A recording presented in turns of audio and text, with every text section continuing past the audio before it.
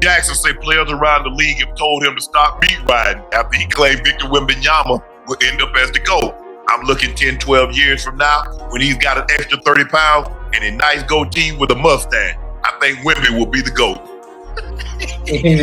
What? Extra 30 pounds? He's not putting 30 pounds on that frame, let's be real. But that doesn't mean he won't be great. In fact, I think he's going to be really good at what he does. Just, he's not going to be LeBron. He's not going to be Michael Jordan. He'll be in that top tier of players, no doubt, but not the elite of the elite. Still, when you watch him play, you can't help but be impressed. I mean, look at him, 7'4", maybe even 7'5". He's towering over Rudy Gobert, and Gobert's listed at 7 feet 1 inch. So, that tells you something right there. But what's wild is how he moves. We've never seen someone his height move like that. Usually, guys that tall think Manu Bol, Georgi Murison, Sean Bradley. They're stiff, slow, and awkward. Even guys like Boban Marjanovic, for all their touch, can't glide up and down the floor like this kid. But Wemby? He's different. He's smooth, coordinated, and shockingly athletic for his size. He runs the court, defends the rim, and then steps out and hits threes. That combination of height, skill, and mobility, it just doesn't exist anywhere else. We've seen tall players before, but we've never seen one like Victor Wembanyama. And hey, if you're loving how special this kid looks, make sure you subscribe right now. You won't want to miss what's coming next. We've never seen anyone like him, not just because of his size, but because of what he can do with that size. A 7'4" athlete who can put the ball on the floor, create off the dribble, and move like a guard. That's unheard of. He's not just tall, he's skilled. Watching Victor Wembanyama play feels like witnessing the future of basketball unfold in real time. When Wembanyama entered the NBA, he was already one of the most anticipated prospects in league history. A player unlike anything the game had ever seen. At 7 feet 4 inches, with elite coordination, mobility, and shooting touch, he redefined what a modern big man could be. In just 2 seasons with the San Antonio Spurs, he began to deliver on every ounce of that generational promise. During his sophomore campaign, he averaged 24.3 points, 11 rebounds, 3.7 assists, and 3.8 blocks per game. Numbers that positioned him not only as the centerpiece of San Antonio's rebuild, but as a legitimate defensive player of the year contender and future MVP candidate. Then everything changed. In February 2025, a medical evaluation revealed a blood clot in his right shoulder, formally diagnosed as deep vein thrombosis. The announcement shocked the basketball world. Blood clots are among the most serious medical conditions an athlete can face, cutting short the careers of stars like Chris Bosh and raising lasting concerns for legends like Serena Williams. For the Spurs, it was a devastating blow. With Wembanyama, they were 21-22 and climbing. Without him, they crumbled, finishing 34-48 and missing the play-in by just 3.5 games. His absence exposed everything: their lack of rim protection, scoring balance, and overall identity. Even in just his second year, San Antonio had already become dependent on the young star's presence. Before the diagnosis, he had been on pace for one of the strongest sophomore seasons in modern history, a campaign filled with highlights like a 50-point explosion against Washington and multiple 5x5 performances, 5 or more in points, rebounds, assists, steals, and blocks, something only a handful of players in NBA history have ever achieved. But instead of retreating during recovery, Wembanyama used his downtime to rebuild himself, physically, mentally, and spiritually. He traveled to China to train with Shaolin monks, studying Kung Fu and Buddhist discipline, pushing through thousands of kicks and stretches each day to strengthen both his stamina and his mind. Later, he trained with Hall of Famer Hakeem Olajuwon, learning advanced footwork and post moves under the same mentorship that shaped stars like LeBron James and Giannis Antetokounmpo. Off the court, he embraced life beyond basketball. He toured NASA's Johnson Space Center in Houston, met with global icons like Snoop Dogg, Daniel Radcliffe, and Tina Fey, and even participated in soccer drills in Tokyo, where he showed off his balance by bending free kicks into the net. At 7 feet 4, his summer became a story of transformation, not recovery. Proof that he wasn't just physically gifted, but mentally unbreakable. By the time training camp for his 3rd season approached, Spurs fans had gone from fearing the worst to believing the best was yet to come. And San Antonio's front office clearly agreed. In February 2025, they swung a major trade for all-star point guard De'Aaron Fox, giving Wembanyama the elite playmaker he needed. Fox brought speed, scoring, and veteran leadership, the perfect backcourt partner for a big who thrives in pick and roll and transition. The Spurs didn't stop there.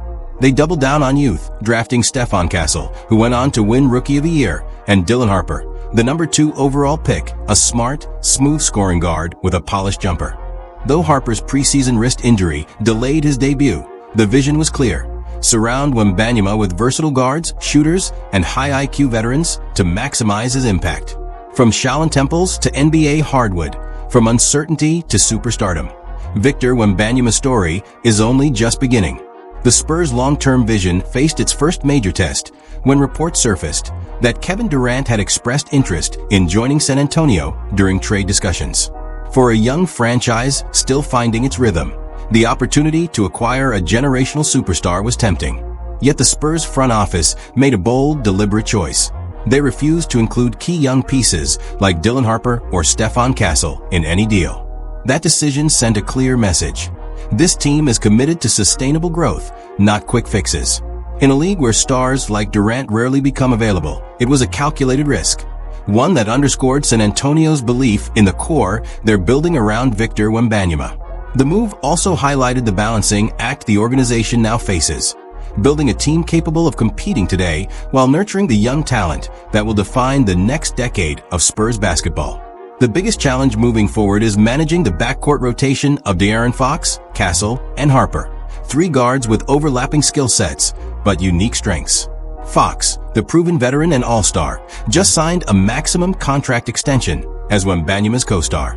Castle, the reigning Rookie of the Year, brings elite defense, composure, and two-way versatility rare for his age. Harper, though sidelined with a preseason wrist injury, has already shown flashes of being a dynamic playmaker and shot creator. Playing 3 ball-dominant guards together presents obvious risks: spacing, defense, and chemistry. But the Spurs' refusal to move any of them signals total confidence in their ability to grow together. They're betting on development over desperation, believing that patience will pay off in championship form. Meanwhile, Wembanyama's statistical impact continues to be nothing short of historic. Opponents shot just 59.2% at the rim when he was on the floor, the best mark in the entire NBA, illustrating how completely he alters offensive game plans. His combination of rim protection and perimeter mobility essentially eliminates entire offensive sets, forcing opponents to rethink how they attack. Offensively, Wembanyama's range continues to expand. He attempted over 300 three-pointers, an unprecedented number for a player of his size, while also recording 176 blocks, a blend of shot creation and shot deterrence unseen in basketball history. His ability to hit from 30 feet or drive past traditional bigs makes him a matchup nightmare unlike any player in the modern era. And as he enters his 3rd NBA season, history suggests a leap is coming. For legends like Michael Jordan 1987, LeBron James 2006, and Kevin Durant 2010, Year 3 marked their rise from stars to superstars. For Wembanyama, that same turning point now looms. His injury may have tested his resolve, but his global off-season training and relentless mindset prove one thing: he's not just preparing to return, he's preparing to dominate. Analysts agree that if Victor Wembanyama can remain healthy, he possesses the rare ability to become both the best defender in basketball and one of its most unique offensive weapons, a dual skill set that could define an entirely new era of the sport. His dominance alone could reshape how teams build rosters around size, skill, and versatility. But the Spurs' success won't depend on Wembanyama alone. The supporting cast surrounding him has quietly become one of the most balanced in the Western Conference. Dion Bell continues to deliver elite perimeter defense and consistent outside shooting, while Harrison Barnes brings veteran stability, playoff experience, and leadership in the locker room. Carter Bryant has also stepped forward as a reliable 3 and D wing, adding depth and flexibility to the rotation. This mix of seasoned veterans and ascending young talent mirrors the approach of teams like the Oklahoma City Thunder, who built a contender by developing through the draft while complementing their youth with targeted experience. San Antonio hopes to follow a similar trajectory, creating a team capable of contending not just for one playoff run, but for the next decade. Still, health remains the greatest variable. The blood clot diagnosis that sidelined Wembanyama last season was a stark reminder of how fragile even the most promising careers can be. Though he's been fully cleared to play, deep vein thrombosis is a condition that requires continuous monitoring. The Spurs' medical and performance staff must now walk a fine line, protecting their franchise cornerstone's long-term health while keeping him available for the nightly grind of the NBA season. The upcoming season opener against the Dallas Mavericks represents far more than just another game on the schedule. It's Wembanyama's official return, a moment to show that his off-season of recovery and global training has elevated him to an even higher level.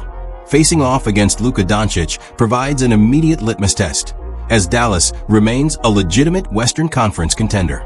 For the Spurs, this season marks a new chapter, and perhaps the most optimism since the Tim Duncan era. By refusing to trade away young stars for Kevin Durant, committing to De'Aaron Fox as Wembanyama's co-star, and surrounding their generational talent with versatility and depth, the Spurs are betting on patience and internal growth. It's a philosophy rooted in their history, one that built dynasties before and could very well do so again.